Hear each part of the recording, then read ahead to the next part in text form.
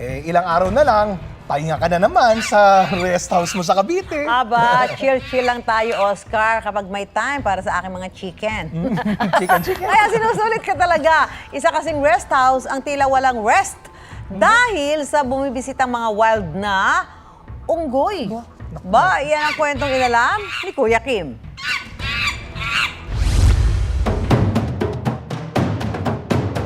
Isa-isa nang naglalabasan ng mga bisita sa isang rest house sa isla ng Samal. Kanya-kanyang hanap ng pwesto na pwedeng tambayan.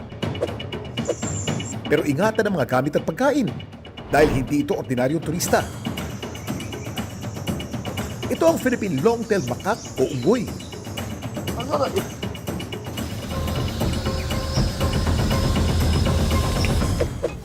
Kwento ng caretaker ng rest house na si Luz Biminda Murillo. Taong 2017 daw nang mabili ang lupang kinatitirikan ng rest house. Kung dumating naman sila, kung umaga, hindi naman agad-agad umaatake sa amin, kundi laro-laro lang muna sa kahoy.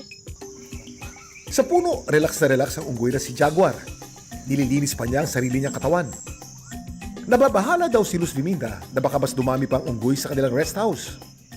Inuutusan ko ng ibang tao pagdating dito nga hindi sila maglapit-lapit ng unggoy. Baka atakihin kayo, huwag kayong lalapit. Kung magpakain kayo ng monkey, itapon mo lang yun, kukunin naman nila. Yung iba naman matatakot sila, yung iba naman masaya sila maglaro-laro sa unggoy o bidyuhin nila.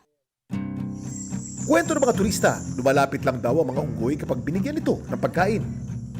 Nasa nature na po nila yun tayo. Kumbaga, tayo po ang mga visitor na pumunta dito. So, kung ano po yung makita natin dito, kasi andito na sila, kailangan po nating pahalagahan yun kasi dito na po sila nakatira. Punta po ako na sa magandang view, magandang tanawin. Kinakabahan ng konti, pero alam ko naman na pag may pagkain ka, yung pagkain talaga yung kukunin nila.